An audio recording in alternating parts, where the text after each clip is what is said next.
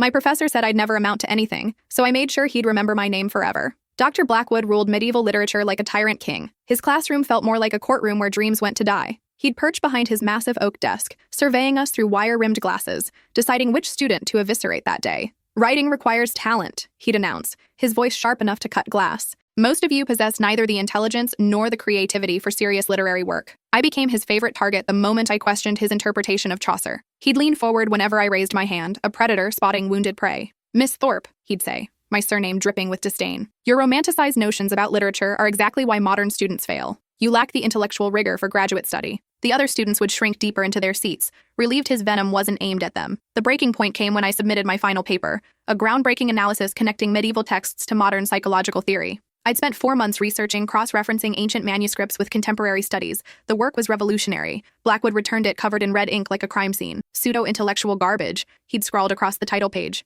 "This demonstrates exactly why you'll never succeed in academia. Real scholars don't chase trendy theories." He gave me a D-. My teaching assistantship vanished. My PhD application was rejected. My academic future crumbled. That night, something inside me shifted permanently. Instead of abandoning my research, I continued independently. I spent my savings traveling to archives across Europe, photographing manuscripts, interviewing scholars who shared my vision. The connections I discovered were real. The implications were staggering. I published my findings online first, then submitted to journals Blackwood had dismissed as amateur publications. Within 6 months, my work was being cited by universities worldwide. The theory I developed was reshaping medieval studies. Oxford offered me a position. Harvard wanted me as department head. The MacArthur Foundation called with a genius grant. 2 years later, I stood before 500 scholars at the International Medieval Studies Conference, delivering the keynote address about revolutionary approaches to literary analysis. From the podium, I spotted a familiar figure in the back row. Dr. Blackwood sat alone, his face ashen as colleagues whispered around him. "Traditional academic gatekeepers," I said,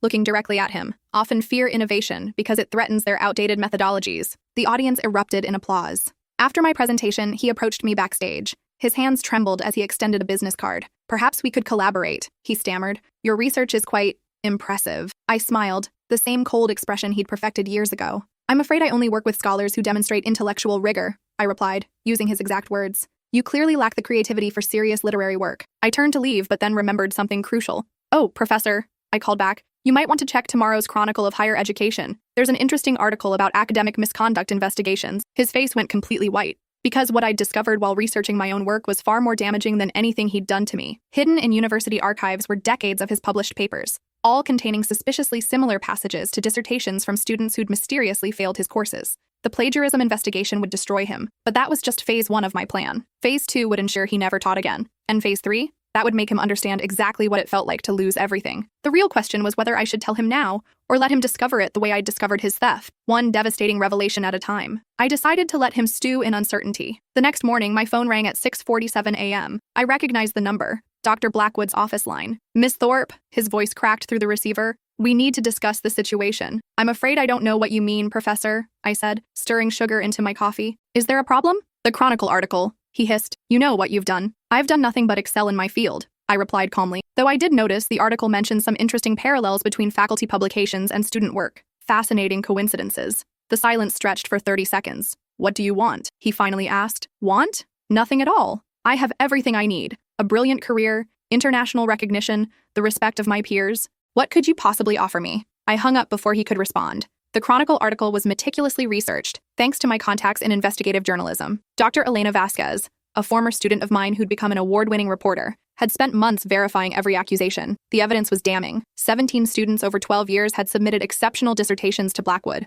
only to receive failing grades and harsh rejections. Those same students had watched helplessly as Blackwood published strikingly similar work months later, claiming the research as his own. The university launched an immediate investigation. By Thursday, 3 major academic publishers had pulled Blackwood's books from circulation pending review. The Medieval Studies Association revoked his membership. Harvard rescinded his visiting scholar invitation. I watched his world crumble through carefully placed sources. My former classmate Dimitri worked in the registrar's office and fed me updates. Another connection, Professor Hartwell from the history department, shared faculty meeting gossip over lunch. "Blackwood's been asking everyone if they think he'll keep tenure," Hartwell confided, cutting into his salmon. "Man looks like he hasn't slept in weeks." "Academic scandal can be devastating," I agreed. not mentioning that I'd orchestrated every revelation. Phase 2 began when the university's investigation expanded beyond plagiarism. I'd spent considerable time building relationships with Blackwood's former students, many of whom had left academia entirely after their encounters with him. Through careful networking, I'd located 37 former students willing to share their experiences. The stories painted a pattern of psychological abuse, academic theft, and deliberate sabotage of promising careers. Blackwood hadn't just stolen their work, he'd systematically destroyed their confidence and ambitions. Catherine Brennan had been a brilliant medievalist who'd developed groundbreaking theories about women's roles in 12th century monasteries. Blackwood failed her thesis, then published nearly identical research 2 years later. She now managed a bookstore in Portland, her academic dreams long dead. Tobias Grant had discovered connections between Viking sagas and early Irish literature that could have revolutionized Norse studies. Blackwood rejected his work as amateur speculation, then presented similar findings at conferences across Europe. Tobias worked construction now, his hands too callous to hold manuscripts anymore. Each stolen thesis represented a shattered life, a brilliant mind driven from academia by one man's greed and cruelty. I compiled their testimonies into a comprehensive report, documenting not just plagiarism, but a systematic pattern of intellectual theft spanning decades. The evidence was overwhelming, undeniable, and heartbreaking. The university's investigation team received the report anonymously, though I suspect they knew its source. Within days, the scope of their inquiry expanded to include academic misconduct, student abuse, and breach of professional ethics. Blackwood was suspended pending the outcome. I received a text from Dimitri. He cleaned out his office at 3 a.m. Security footage shows him crying in the parking lot. The image should have satisfied me. Instead, I felt hollow. This wasn't enough. Not for what he'd done to me, and certainly not for the dozens of brilliant minds he'd crushed over his career. Phase 3 required patience and precision. I'd learned from my research that Blackwood's academic reputation was built on stolen work, but his personal wealth came from a different source. He'd been selling rare manuscripts to private collectors, claiming they were family heirlooms, while actually stealing them from university collections and monastery libraries during his research trips. The manuscript trade operates in shadows, where provenance questions are rarely asked if the price is right. Blackwood had been exploiting this for years, funding his lifestyle through systematic theft of irreplaceable historical documents. I discovered this completely by accident while researching my own work. A 13th century illuminated psalter I'd been trying to locate had vanished from a monastery in France during one of Blackwood's visits. 3 months later, an identical manuscript appeared in a private auction, listed as coming from a prominent American academic's estate. The timing was suspicious. The description matched perfectly. The seller's contact information traced back to an account linked to Blackwood. Over the following months, I documented 17 similar cases. Medieval manuscripts, early printed books, and illuminated texts had mysteriously disappeared from libraries shortly before or after Blackwood's visits, only to surface in private collections later. This wasn't just academic misconduct, it was international art theft. I spent 6 months building an airtight case, working with Interpol contacts I'd developed through my legitimate research. Dr. François Dubois, a manuscripts expert with the French Cultural Ministry, became my primary ally in documenting the thefts. These items are priceless cultural artifacts, he explained during one of our video calls. Their loss represents an irreplaceable wound to human history. Together, we traced the stolen items through auction houses, private sales, and collectors' inventories. The paper trail led directly back to Blackwood, though he'd been careful to use intermediaries and shell companies. The investigation required international cooperation between universities, law enforcement agencies, and cultural heritage organizations. I coordinated everything from my Harvard office, working 18-hour days to ensure no detail was missed. By winter, we had enough evidence to file criminal charges in 4 countries. The arrest came on a Tuesday morning. I watched from my office window as FBI agents escorted Blackwood from his apartment building in handcuffs. News vans lined the street. His name would dominate academic headlines for months. The charges were staggering: international trafficking of stolen cultural artifacts, fraud, theft, money laundering, and racketeering. If convicted on all counts, he faced 35 years in federal prison. I should have felt victorious. Instead, I felt empty. That evening, I sat in my office reviewing correspondence from former students who'd reached out after news of Blackwood's arrest broke. Their letters were heartbreaking testimonies to dreams deferred, careers destroyed, and lives derailed by one man's cruelty and greed. Catherine Brennan wrote, "I've spent 15 years thinking I wasn't smart enough for academia. Learning that he stole my work explains so much. I don't know if I can ever forgive the time I lost believing I was a failure." Tobias Grant's email was shorter, but more devastating. My daughter asked why I never finished college. I told her I wasn't smart enough. Now I have to explain that someone stole my intelligence and sold it as his own. The full scope of Blackwood's crimes was still emerging. The university investigation had uncovered evidence of academic theft dating back nearly 20 years. Dozens of brilliant students had been driven from their fields, their research appropriated, their confidence shattered. Some had recovered and built successful careers elsewhere. Others had never fully recovered from the psychological damage of believing they'd failed when they'd actually been victimized. I realized then that my revenge, satisfying as it was, had come too late for most of his victims. The damage was already done. Lives had been altered, dreams had died, and brilliance had been wasted because one man had decided to build his reputation on stolen foundations. The trial began 18 months later. I testified as an expert witness, explaining how I'd uncovered the plagiarism and manuscript theft through my own research. The prosecutor walked me through the evidence methodically, each stolen thesis and missing manuscript building toward an undeniable conclusion. Blackwood sat at the defense table, barely recognizable from the intimidating figure who'd once terrorized his classroom. His hair had gone completely gray, his face gaunt and hollow. He looked older than his 62 years, aged by the stress of public humiliation and impending imprisonment. During cross-examination, his defense attorney tried to paint me as a vengeful former student seeking to destroy an innocent man's career. "Isn't it true, Miss Thorpe, that you orchestrated this entire investigation out of personal spite?" he asked. "I orchestrated nothing," I replied calmly.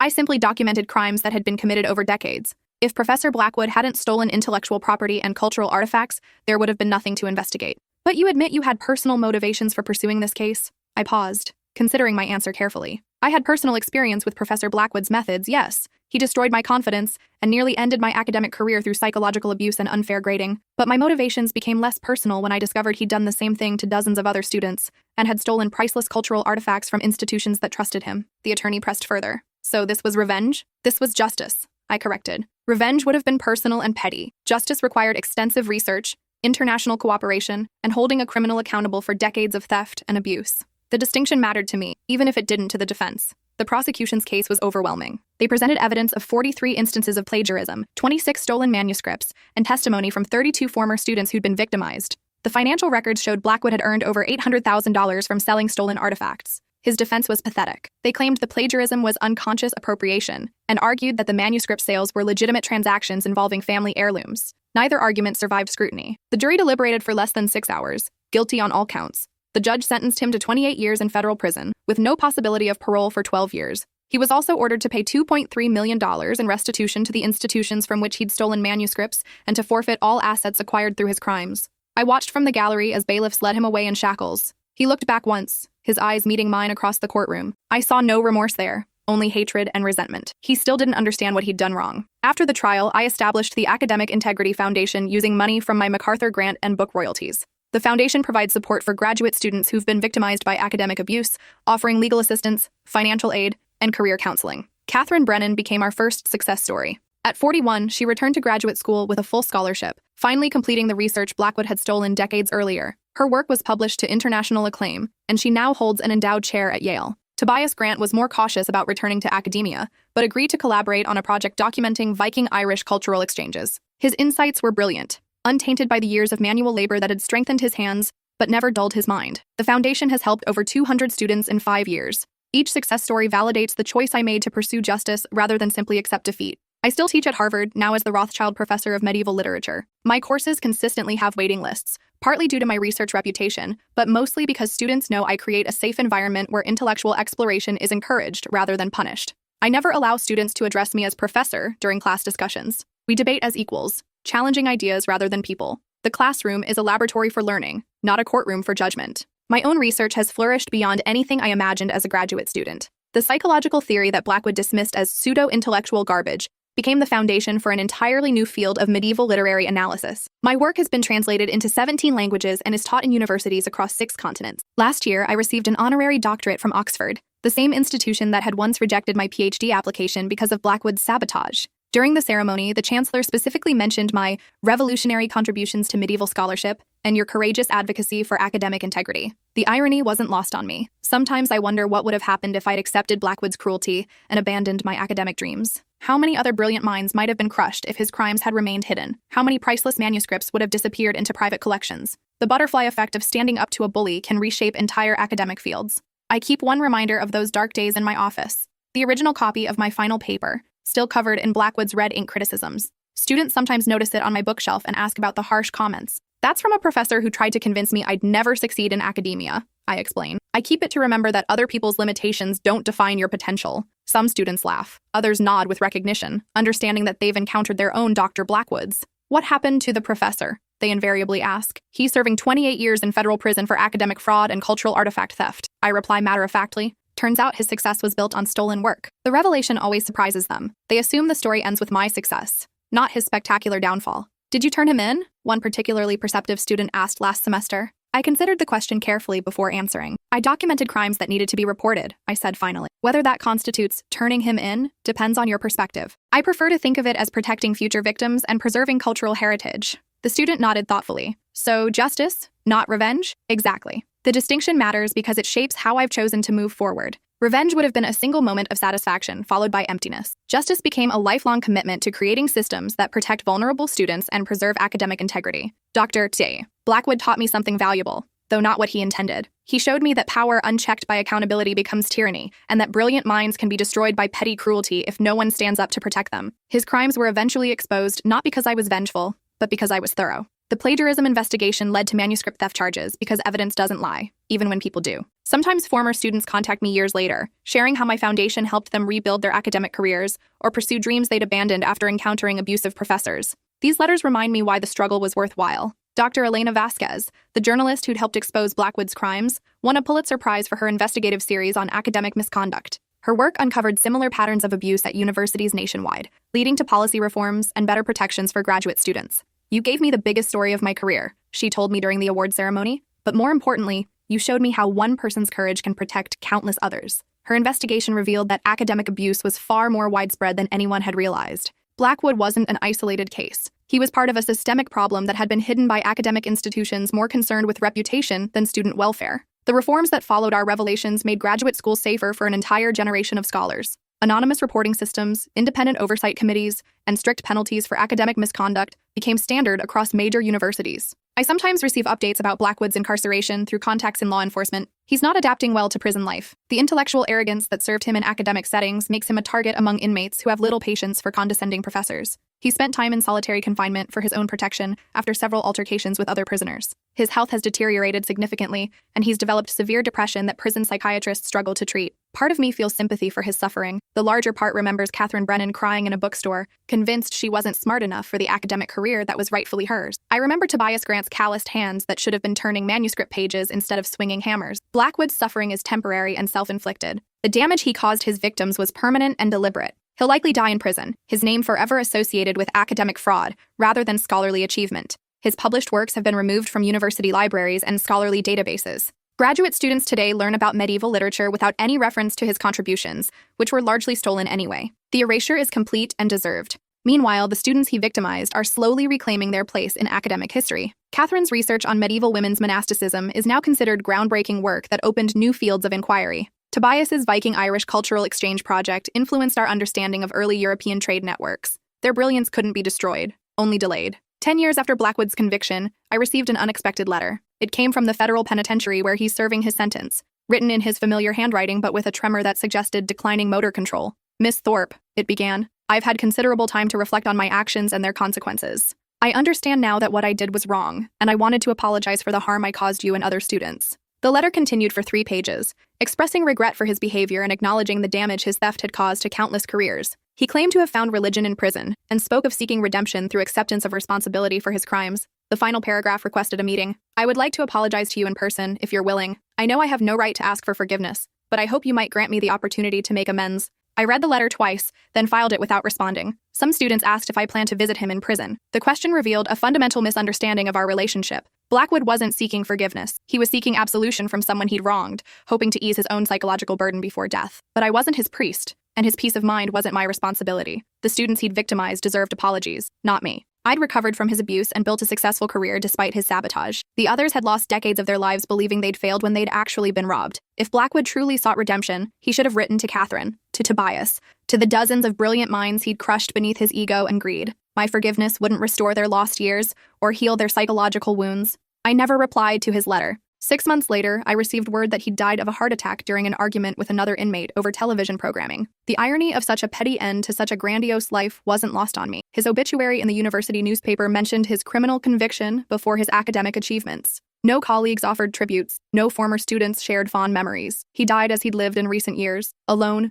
bitter, and unremembered except as a cautionary tale. The medieval manuscripts he'd stolen were eventually returned to their proper institutions through international cooperation agreements. Many had suffered damage during their years in private collections, where they'd been displayed as trophies rather than preserved as cultural artifacts. Some were lost forever, sold to collectors who disappeared into the black market art trade. The monastery in France that lost the illuminated Psalter I'd been researching never recovered it. 800 years of human creativity and spiritual devotion vanished because one man valued money over cultural heritage. That loss taught me something about the true cost of academic corruption. Blackwood hadn't just stolen individual careers, he'd robbed humanity of irreplaceable cultural knowledge. His crimes extended far beyond personal revenge into cultural vandalism. The foundation I established has grown beyond supporting individual victims to include cultural preservation efforts. We work with monasteries, libraries, and universities to improve security for rare manuscripts and establish protocols for identifying stolen artifacts. Dr. Francois Dubois, who'd helped build the case against Blackwood, became our international coordinator. His expertise in manuscript authentication has helped recover dozens of stolen items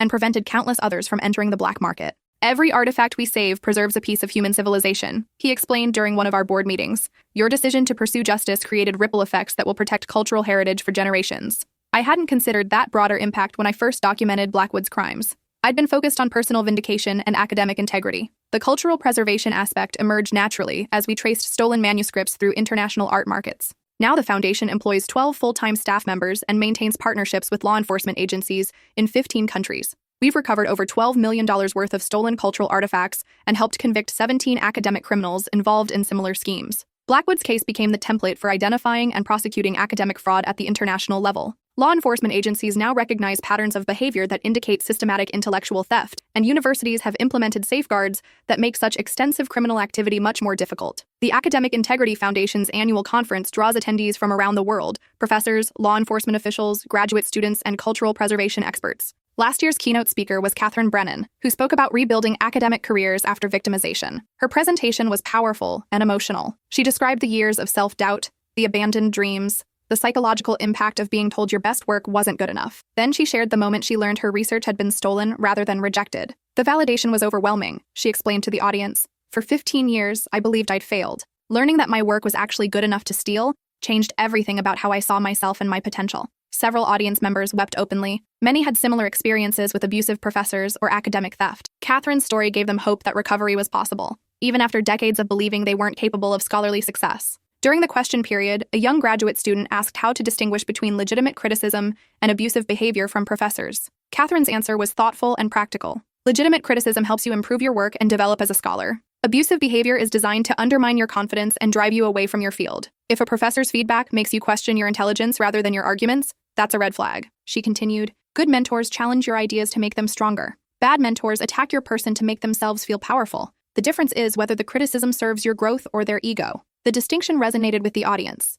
Many academic environments normalize cruelty by calling it rigor, making it difficult for students to recognize when they're being abused rather than educated. Our foundation now provides training for faculty members on mentoring best practices and recognizing signs of academic abuse. We've learned that most professors genuinely want to help students succeed, but lack training in effective guidance techniques. Dr. Blackwood was an outlier, a deliberately malicious actor who used his position to exploit vulnerable students. Most academic abuse stems from poor training, cultural traditions that normalize harshness, or professors who replicate the treatment they received as students. By educating faculty about healthy mentoring relationships, we can prevent future Dr. Blackwoods from developing and protect students from unnecessary psychological damage. The training programs have been adopted by over 300 universities worldwide. Post-training surveys show significant improvements in student satisfaction with faculty mentorship and dramatic reductions in complaints about academic abuse. Sometimes I wonder what my life would have looked like if I'd never encountered Dr. Blackwood. Would I have pursued the same research interests? Would I have developed the same passion for protecting vulnerable students? Would I have achieved the same level of professional success? The questions are unanswerable,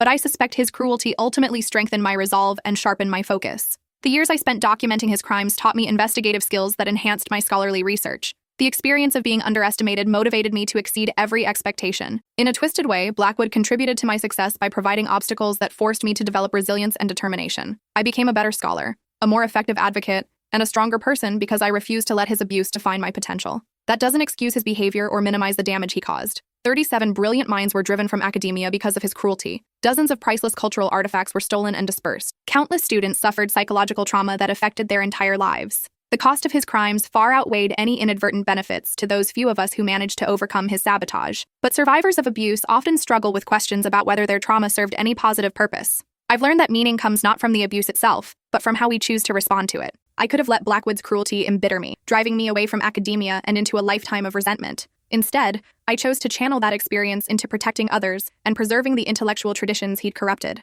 The choice between victimhood and advocacy is always available, even in the darkest circumstances. Last month, I received a letter from a graduate student at the University of Edinburgh. She'd read about the Academic Integrity Foundation online and wanted to share her story. Her professor had been stealing her research systematically, publishing her findings under his name while giving her failing grades on the same work. She'd documented the theft, but was afraid to report it, knowing that challenging a tenured professor could end her academic career. Reading about Dr. Blackwood's case gave me the courage to speak up, she wrote. If someone could bring down such a powerful professor with evidence and persistence, maybe I could protect myself and other students from similar abuse. She'd filed a formal complaint with her university's Academic Integrity Committee, providing documentation of the plagiarism and seeking support through our foundation's legal assistance program. The investigation was ongoing, but she felt empowered rather than helpless for the first time in months. Her letter reminded me why the foundation's work matters. Every student we help represents dozens of others who might be protected in the future. Every corrupt professor we expose prevents countless acts of academic theft and abuse. The ripple effects of one person's courage to speak truth to power can reshape entire institutions and protect generations of scholars. Dr. Blackwood taught me that lesson,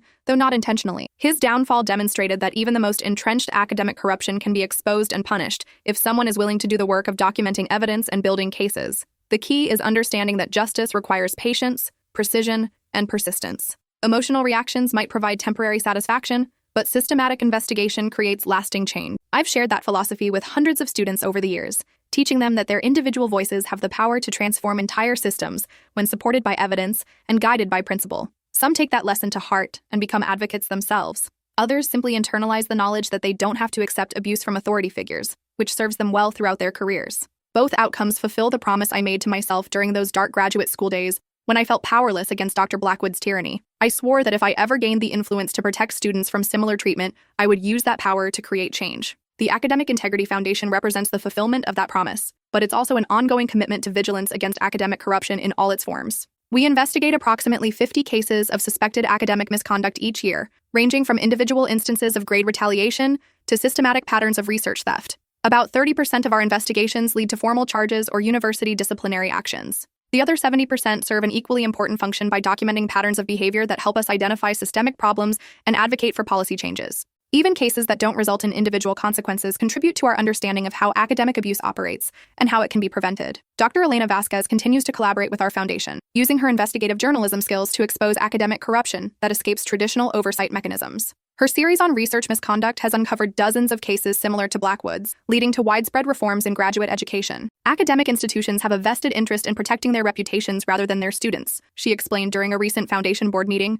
External accountability is essential because internal oversight systems are often compromised by conflicts of interest. Her observation highlights why independent organizations like our foundation are necessary. Universities may be reluctant to investigate prestigious faculty members whose research brings funding and recognition, even when evidence suggests misconduct. By providing external pressure and support for victims, we create accountability that might not otherwise exist within academic hierarchies. The work is emotionally demanding. Every case reminds me of my own experience with Dr. Blackwood, and many involve heartbreaking stories of dreams deferred or abandoned due to academic abuse. But the successes make the difficulty worthwhile. When Catherine Brennan received tenure at Yale, when Tobias Grant published his groundbreaking research on Viking-Irish connections, when that Edinburgh student successfully exposed her professor's plagiarism, these victories justify every hour spent investigating, every dollar invested in legal fees, every moment of emotional exhaustion. Justice delayed is justice denied, but justice achieved protects countless future victims. I often think about the graduate student I was 15 years ago, sitting in Dr. Blackwood's office while he destroyed my confidence with deliberate cruelty. That young woman couldn't have imagined the career and impact that would emerge from her determination to prove him wrong. She was focused on survival, on completing her degree despite his sabotage, on maintaining her sanity in the face of systematic psychological abuse. The broader implications of her experience, the foundation, the policy reforms, the international collaborations, were beyond her comprehension at the time. Sometimes the most important work we do emerges from our most difficult experiences, not because trauma is inherently valuable, but because overcoming trauma can develop strength and compassion that serve larger purposes. I wouldn't wish Dr. Blackwood's abuse on anyone, but I'm grateful for how surviving it shaped my character and career. The determination he tried to crush became the foundation for protecting others facing similar challenges. His legacy is one of corruption, theft, and cruelty. Mine will be measured by the students protected, the careers preserved, and the cultural artifacts saved through systematic advocacy for academic integrity. In the end, that distinction matters more than any personal satisfaction I might have derived from his downfall. Justice isn't about revenge. It's about creating systems that prevent future harm and protect the vulnerable from exploitation. Dr. Blackwood never understood that difference, which is why he died alone and unremembered. The students he tried to destroy have built something lasting from their experiences, transforming personal pain into institutional change. That transformation represents the truest victory over academic abuse, not just surviving it,